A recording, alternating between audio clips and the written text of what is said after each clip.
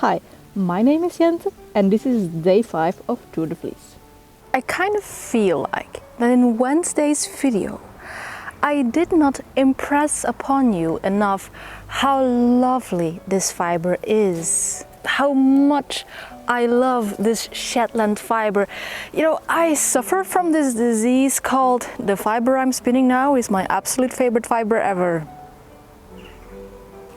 Time and time again I spin a fiber and it immediately becomes my new favorite. So like in 2 weeks it will be Zwartbles again, but right now it's Shetland. And if I were spinning something else, I'm pretty sure it would be something else. 7 o'clock in the evening, but still pretty gosh darn warm.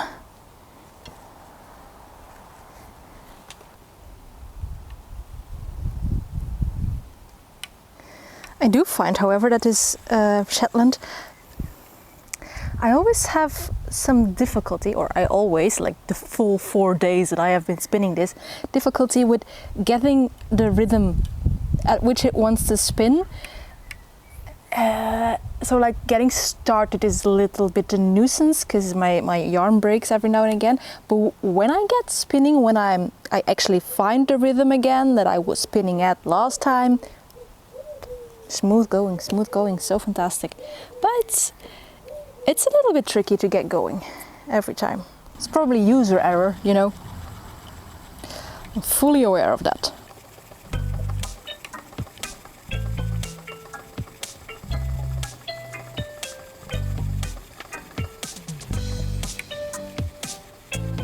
This might sound a little bit counterintuitive with what you might know from spinning a fine yarn, but I find that treadling slower and thus putting in less twist works best for this. And I need to get used to treadling slower because mostly I just treadle in my one rhythm and just force the yarn to work with that, but now it doesn't want to. It's this fiber is teaching me new ways.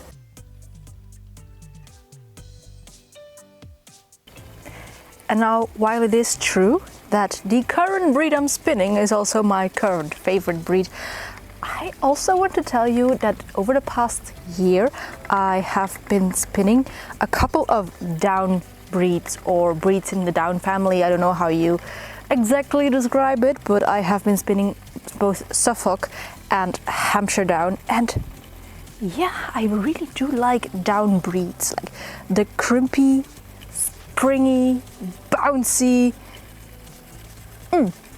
Very good, very good. I like it.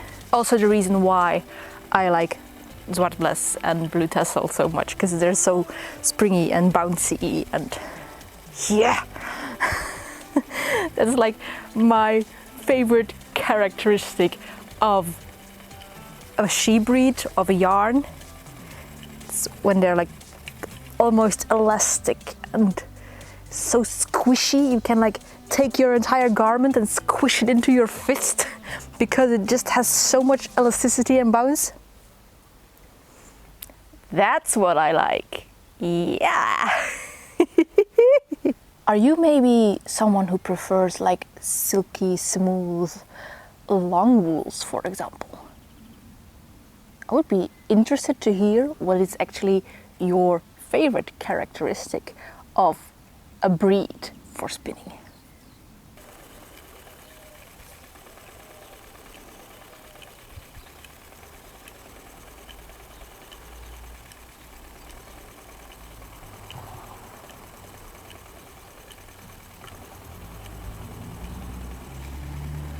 It's 8:30 already. Honestly, I would have wished to finish this entire bat today, but I think that's going to be a stretch.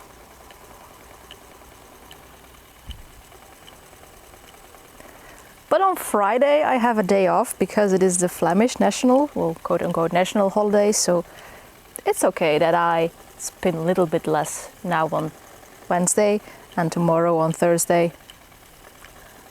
I'll catch up on Friday, Saturday and Sunday.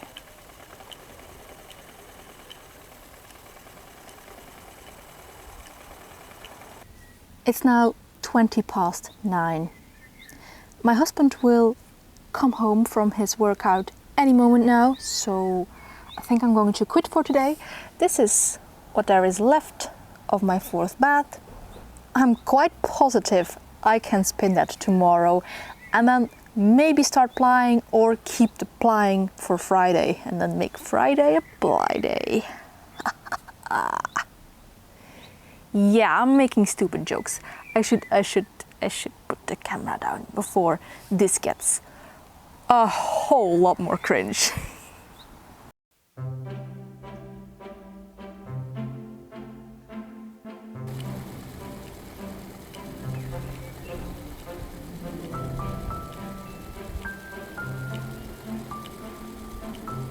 It has come to your attention that I usually spin self-prepped fiber.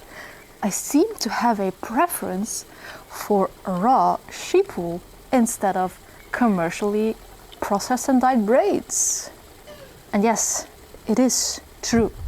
It is very much true that I prefer processing my own fiber and then spinning from the resulting hand-processed fiber, because I think that there is just so much more life in it. That's the only way I can actually describe it. Like, don't make me touch like commercially prepped merino with a 10-foot pole. No thank you. Like, never again commercially prepped merino.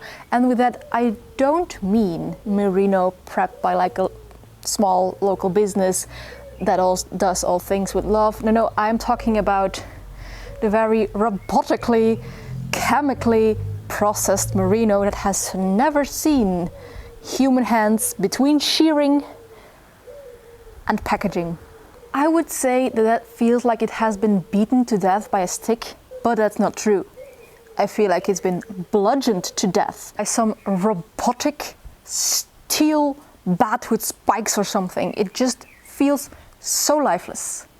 And this is of course not true for all braids, like from indie dyers and such. I do have quite a bit of them, but there is just, you know, a life, a certain je ne sais quoi, a certain quality in hand-processed fiber that you just cannot get from commercially prepped fibers. Like it's just an entire different universe, not even an entire different world, it's an entire different universe.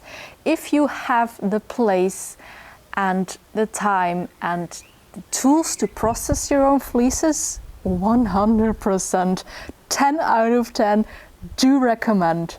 I cannot wait for the day to have finished this yarn, finished knitting with it, and then when someone compliments me, I can say, thank you, I got it as a fleece. No better feeling than to just boast about, this was a sheep and now it's a sweater. Oh yeah!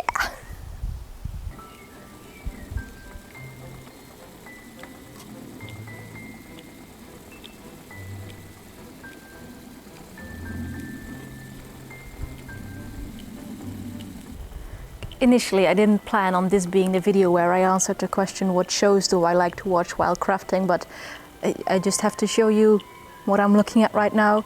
Like, is there a better show to watch during crafting, during spinning, than actually the greatest show on earth? Nature doing its thing. Like, I can see 4 bumblebees right now, a butterfly, some flies.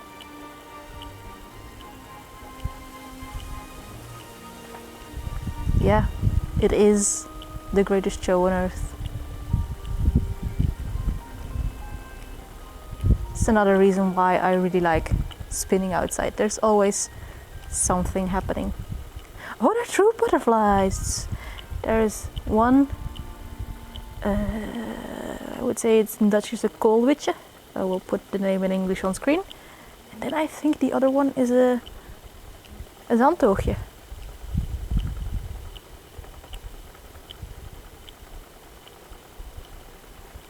Yep, looks like a zandtoogje to me. Ta-da! Bat number 4 has been spun. I think I might add a little bit of the equalizer bat tomorrow because it feels a little more skinny than this one. I don't know. But that's it for today. I'm happy with having spun bat number 4.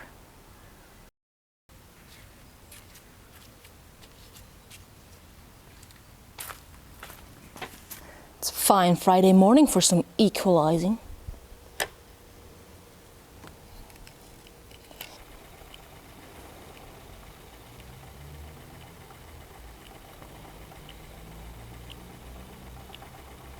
Another reflection I had about the processing your own fleeces versus buying braids question is that when I process my own fleeces, I am myself 100% perfectly in control of what the intended prep will be. I am 100% in control of what actually the end result will be. I am not dependent on the whims of a dyer. I am not dependent on the whims of a processor. I am entirely dependent on my own whims. And this means that I can decide how much lanolin there is left, how the colors will interplay, what blends I would like to make at that point in time.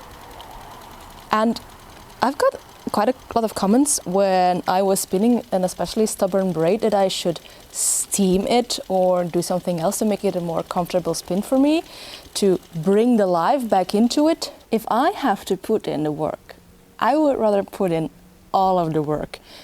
Be in control of every step from shearing, well, not from shearing because I don't shear, but like after shearing, to the eventual finished object. And secondly, it also makes me feel so much more connected with spinners that came before me, but also to nature. Like I am processing the wool, the gift of the sheep itself. I'm so thankful for the sheep of growing this wool for me. And I'm so thankful for the plants around me that make it possible for me to dye the wool and then make the clothing that I have envisioned. Partly because some of the commercial braids are beaten to death, I lack that sense of connection to our history and our nature, and well, just all in all, everything combined, yes, I do greatly prefer just processing my own fleeces. Also, in my case, it's just cheaper because wool is worth nothing in Belgium. I hate the fact, but it's also useful sometimes if you're on a tight budget. Like even for the Shetland fleece, I paid 30 euros for the entire fleece. I don't think you can get a sweater's worth of already prepared and dyed braids for 30 euros. That would be ripping off the indie dyer massively. But 30 euros for a fleece is actually a lot. Where I live, that's a lot. I mean, I gladly paid it because I wanted Shetland. I wanted to try it.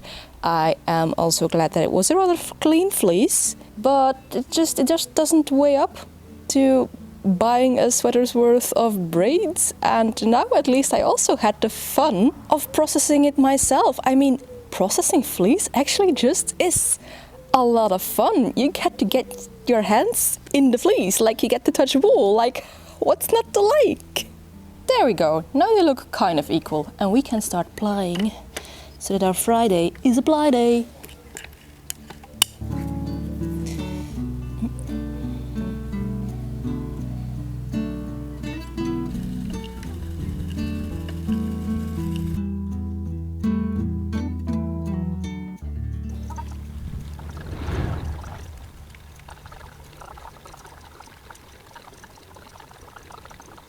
I don't think I did all too shabby a job in equalizing these bobbins. Like, just by gauging by eye, pretty decent.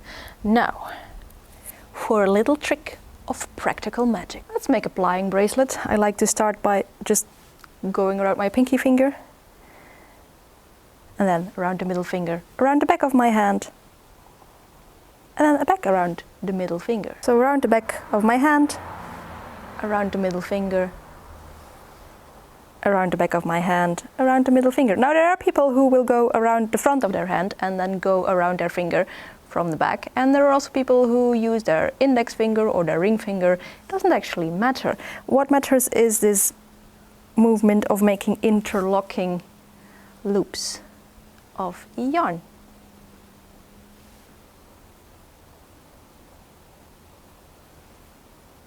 There we go.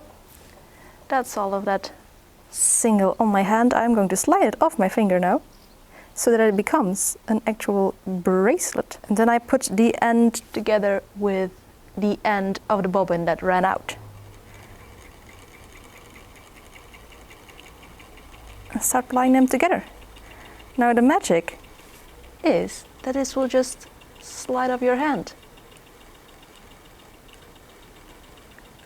There probably is some logic explanation as to how this works, but it's magic. It's just magic. Don't even try to explain it to me in the comments. I know there are probably a lot of people that want to explain how this works and why this works, but I like to think it's magic, and I'm thankful and grateful for the magic. It's like a magician pulling all those handkerchiefs out of his sleeve.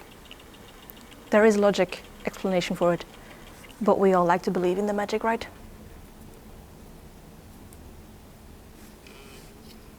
Now, if you please could not interrupt me for a little while, I'm going to be counting how many wraps around my niddy noddy this yarn is, so that I can then multiply it with the circumference of one wrap around of my niddy noddy and then know how much yarn I have. And that's going to take a while. Last time, like on Wednesday, I had 296 or 97 wraps around my niddy noddy for that 415 meter skein, so I'll be here for a while counting.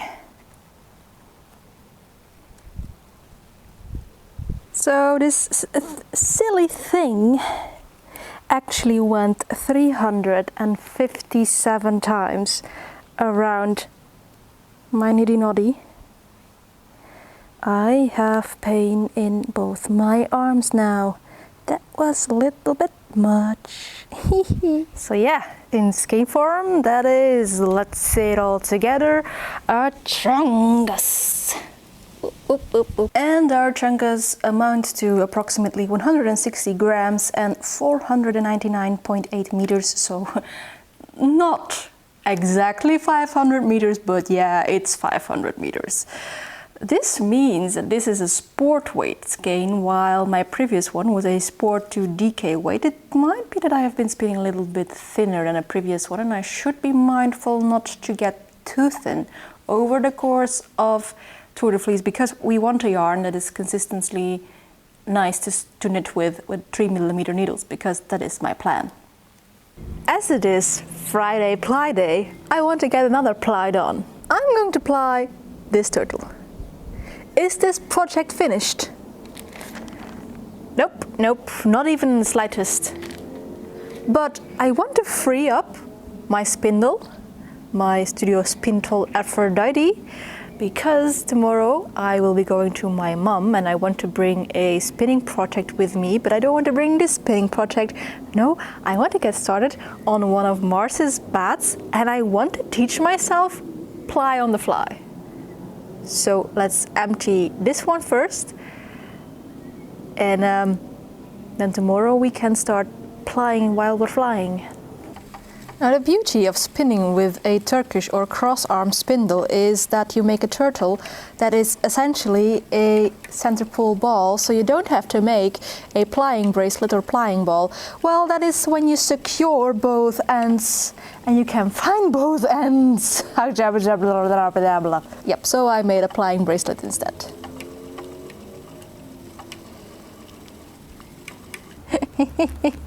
This is the opposite of a chungus. This is a little tiny snack. But first, bat number 5. Oh no, what are we doing? Turn around your bobbins, jente.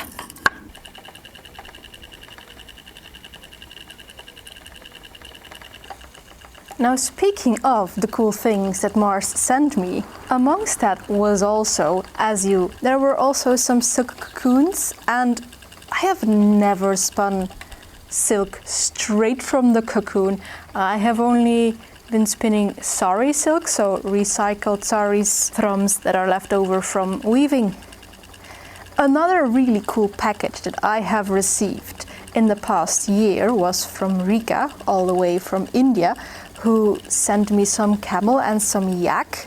Like, I have in my stash, actually in my stash right now, such cool fibers that I would love to experiment with in the future. It's just I haven't found the time yet, but I would really love to experiment with all these exotic fibers.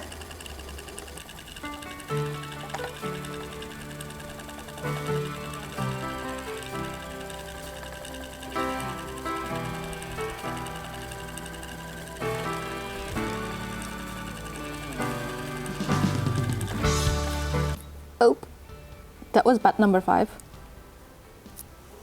Let's get on with number 6 then.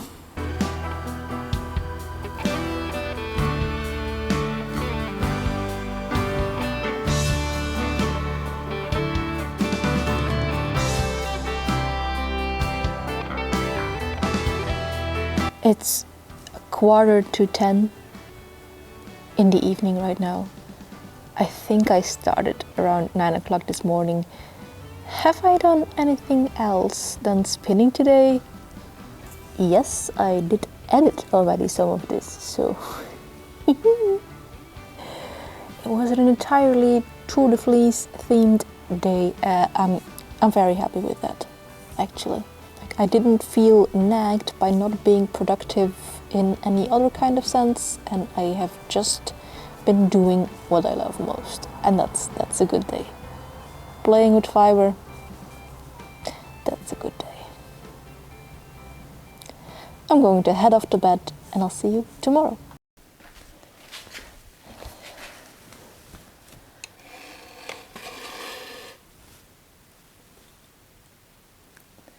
I kind of forgot to show you last night where we ended up with bat number 6. Like, I did make quite a bit of progress on it. It's also so weird to look at this box. It used to be filled to the brim with bats, and now it's getting seriously empty. And that excites me a little bit. Not that I'm fed up with the Shetland, not at all. I mean, Shetland is lovely, but I am getting quite excited about the prospect of being able to start on the Zwartbles, like maybe at the end of next week or something.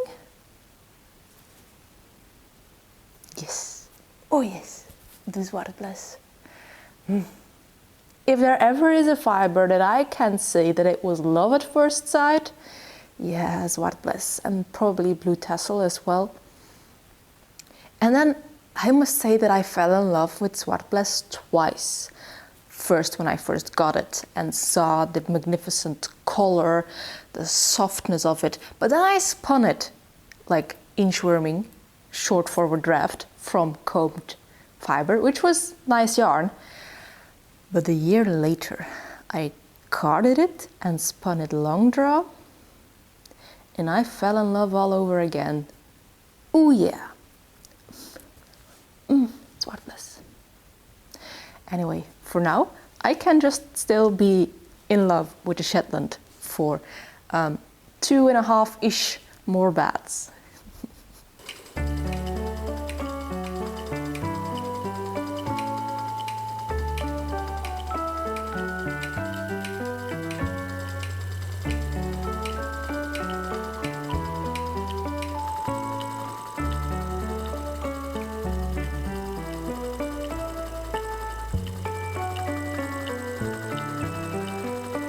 One of the questions that I got for this Tour de Fleece series was, what is my least favorite comment or question about fiber? And I had a long and hard think about it, and I have come up with my absolute least favorite comment, and that is that wool is not a sustainable fiber. This comment mostly comes either from hardcore vegans that just don't want animal products to be used anywhere, or it comes from people that don't understand how sheep work. I understand you fight against animal cruelty, but in my opinion it is actually a lot more cruel to not use wool as a fiber. Like, the sheep are going to grow wool, and we as humans have been selectively breeding sheep for over the past couple millennia to not rue anymore, to not just drop their wool in clumps on hedgerows, but we have to shear them now. And if we want to keep our sheep happy and healthy, we better do shear them, because otherwise the wool will just heap up, become one tangled painful mess, and heavy, very heavy for the sheep to carry. It is in the sheep's best interest that we shear them. And would you then not use the wool? What would you do with it? Would you burn it? Would you throw it away? Is that more sustainable? I think not. Sheep just grow the wool, so I think in a responsible and sustainable society we use it. However, I do get the comment that, like, the massive sheep farms that are only there to produce wool are probably not very sustainable either. But we have sheep. There are sheep. Why should we not use the wool? Like, what are you going to do with the sheep? Are you going to relocate them all to Jupiter? Not a good plan either, I think. And then in second place, but doesn't wool itch? But doesn't all wool itch? If all wool itches, I'm sorry, but I have to tell you that you probably have a lanolin allergy. But secondly, about that second comment, it is probably because you have fallen into the trap that was laid out for you by the merino lobby machine. I see so much marketing and advertisements for merino fiber clothing that is like, it's the only wool that doesn't itch. Oh, I want to do stuff to those marketeers that I cannot say on a YouTube video. Merino is soft, but there are a lot of breeds that are as soft, if not softer. And wool being itchy is also a purely subjective thing. I have not had a woolen garment on my body that I thought was actually itchy. Like, I've had stuff that I was like, yeah, this feels a bit coarse, but I don't feel the need to scratch myself. I have a sweater made out of Louët where I just spun the guard hairs in the yarn. That's coarse. That's a coarse sweater. I know that I will probably want to wear a shirt underneath that sweater. That's also how you just remedy itchy wool. You just don't wear it on your bare skin. You wear a shirt underneath. I think those are my two least favorite comments on fiber/wool. Mostly wool. I have not such deep reactions when it comes to comments on any other kind of fiber.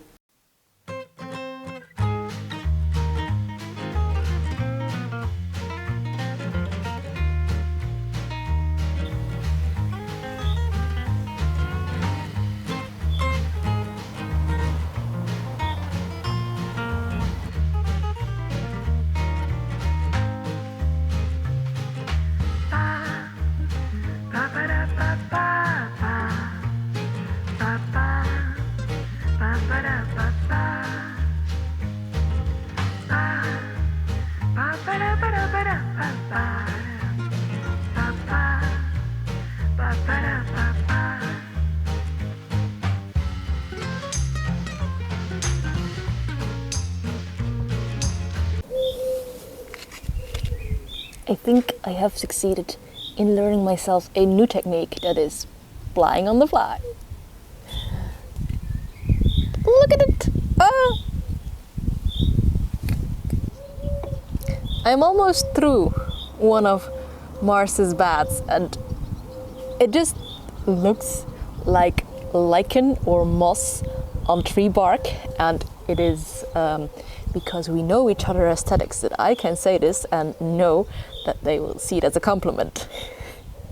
Yeah, I think that's about the biggest turtle I have made up until now on my tiny spindle, and I'm just going to keep adding until my bat is done, I think. Yeah, it's a lot of fun.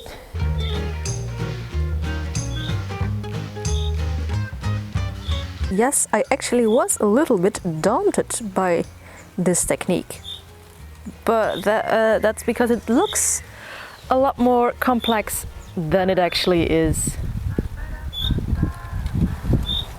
If you are interested in learning it for yourself, do not expect a tutorial from me, but I will link the article in the description that I used.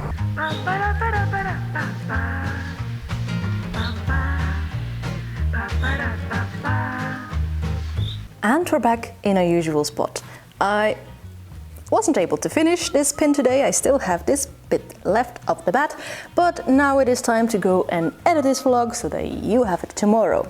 I will finish this spin tomorrow, and then I can add it to the grand total that Team Chaos Goblin has been spinning together over these, well, over this little over a week. It's amazing, isn't it? That number is completely flabbergasting, both in meters and in yards.